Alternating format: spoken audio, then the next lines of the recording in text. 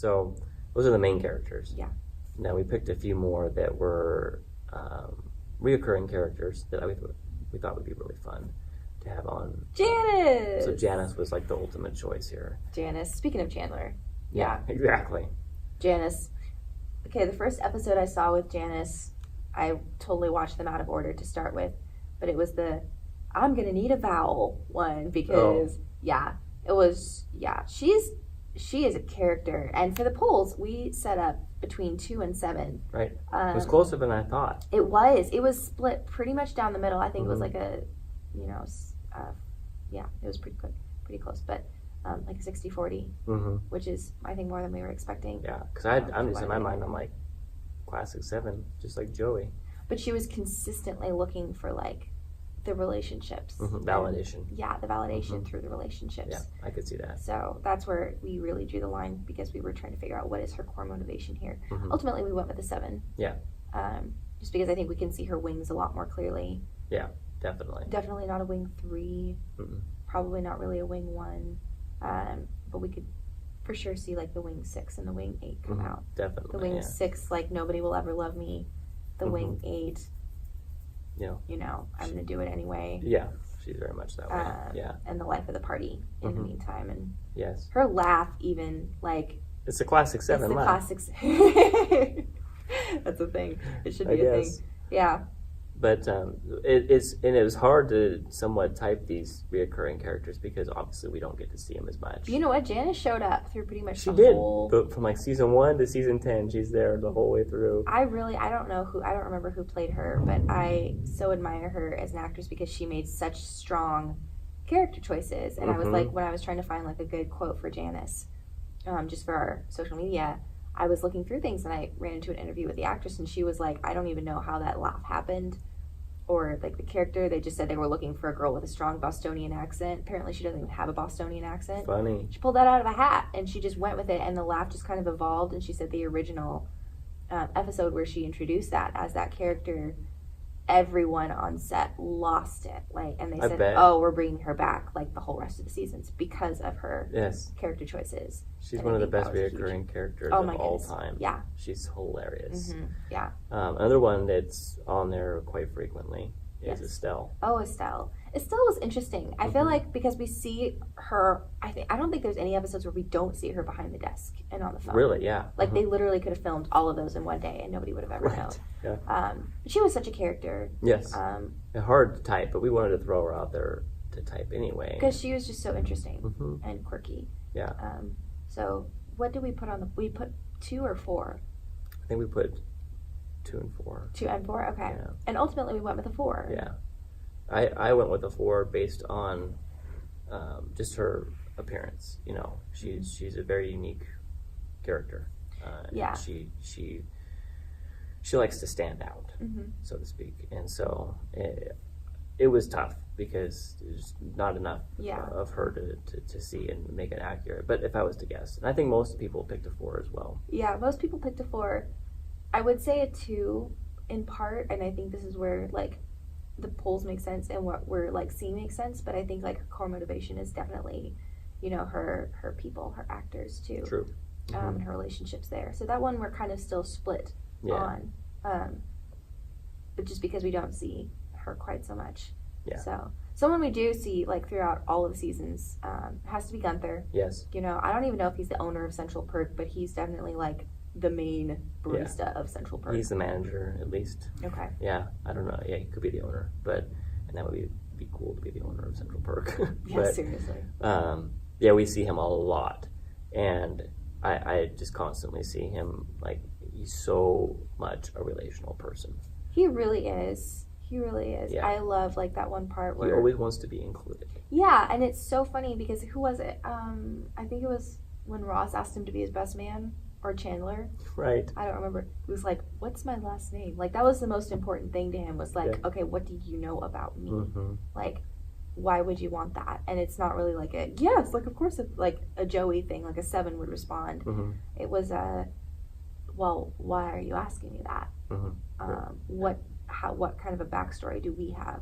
So I think that's definitely a 2. Now on the polls we threw in a 4 because he definitely appears like he wants to be very, different and stand out a little bit. Yeah. But he's just so obsessed with Rachel and with the team and things. Yeah, he wants to be a part. He wants to be included. The friends, yeah. Yeah. He wants to sit there on the couch with them instead of serving them coffee. Exactly. Yeah. He wants to be in their lives, and so again. And in a way, he is. Yeah, very much so. But again, hard to type because we see snippets here and there. But enough. I would say a 2 is I would pretty think accurate. a 2. Yeah. Yeah, maybe with a 1 wing. So. Probably. Yeah. That would make sense. Or 3 because he works in a coffee shop, so. He owns it. Apparently, we're gonna call it. He owns it. The owner. He's very driven. Yes, he's very driven. He has goals in life. Yeah. Okay.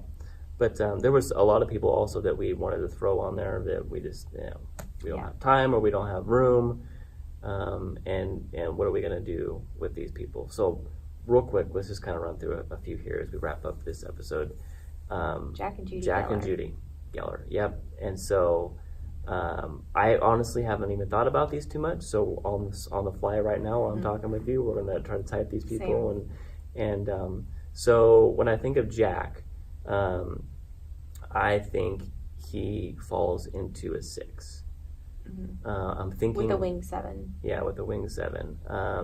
He's very much like Chandler, which you can make the argument like Monica ended up marrying a guy just like her father. That's true. That's very interesting. Because I think of the episode, when Monica loses her job and he's like, "Don't worry, Judy. What did we tell her?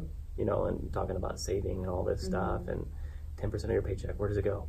In the bank." Mm-hmm. And so he's got that, but he's also very steady, very loyal.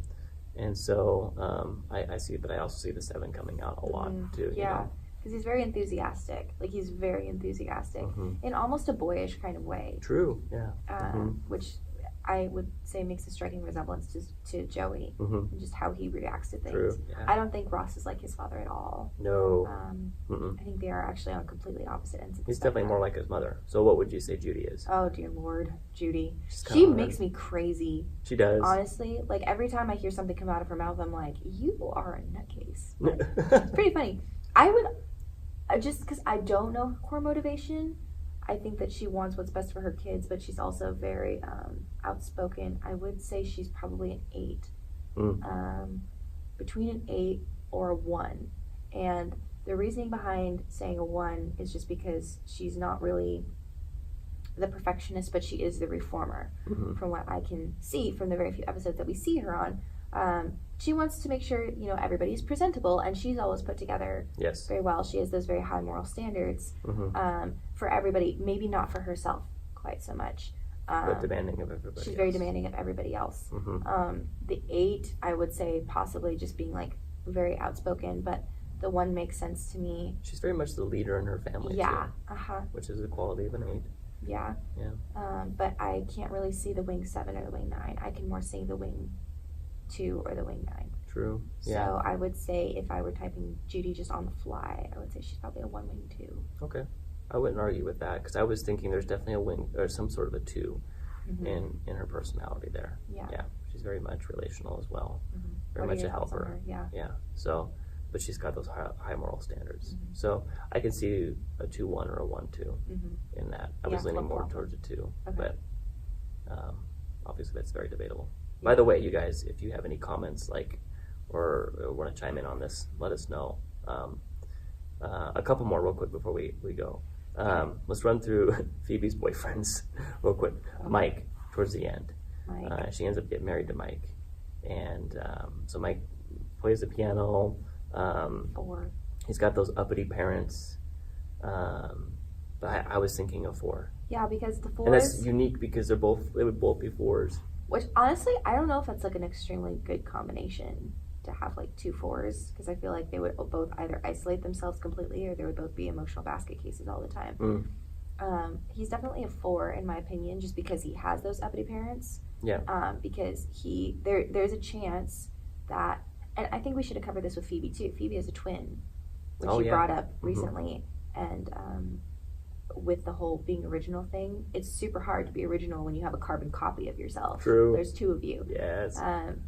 But for him, I think that just having, coming from that background, he feels like he has to stick out because otherwise he's just going to fall right in line and he will feel like he doesn't belong, which is a classic 4. You feel like you don't belong anywhere. You feel very unique in your situation. So I think there's definitely a wing 3 in him too. He's very driven. Yeah, agreed with that. He comes from a family that's very driven. So it's and there's a little competitive side like in ping pong. Yeah, that true. Phoebe had no idea about. That comes out there. So I think there's a little bit of that too. So 4-3 maybe. That sounds good to me. Yeah. David the scientist guy. Oh, honestly, I don't remember very many episodes of him in there. He's a researcher though. I mean, come on. I think that's goes without saying. He's a scientist. He's a researcher. Not that all 5s fall into being a scientist. Oh, that's right. Yeah. You know? So, but there's definitely he's got to know all the facts. I feel like he might land on the 5-wing 4 side. What's up with her trying to get with the 4s?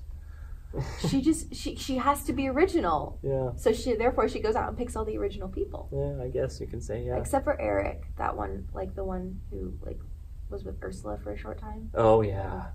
I mean, that would just be so weird. That's odd. To anyone to begin with. Yeah. But like the fact that I think that even she realized this is in no way original. No. Even though I think that he was everything that she was like, oh, that would be really cool to like, True. hang out with at the same time. And I feel like he would probably be a 4-wing 5 or 5-wing 4. So could be, yeah. 4-wing 3. So one more. Richard Burke. Yes. He was so strange to me. Why is that? I don't know. He just had like this very like. He's very stoic. Well, he was supposed to be like it's a father figure character. Come on. Yeah. I mean, good point. Whatever. But yeah, right off the fly. Oh my goodness. Okay, I'm good. I found that one of the easiest ways to, if you're trying to figure out someone's type, is to eliminate. What are they not? So he's definitely not a 4. He's definitely not a 4. He could be a 3. I think he's a 2. I don't think he's a 7 either. He's not a 7. Yeah. He's not an 8, in my opinion. He was a doctor, so. I think he could be a mix between a 5 and a 2. Could be, yeah. He definitely calmed Monica down. Yeah. And there's stuff that we can go into. We don't have time about that and how that helps, compatibility and all that stuff. But I don't, Richard. He was a curiosity because as much as we saw him, because we did see him for a little while there, I didn't really know what his core motivation was, except for he just wanted to be with Monica, and as much as he's he very was independent, though. There, they were kind of a fling in a sense too. Like we didn't really know what they liked about each other. True. Except for the whole calming aspect too. So yeah, I would lean more towards a 2-wing 1. True. I could see that. Yeah.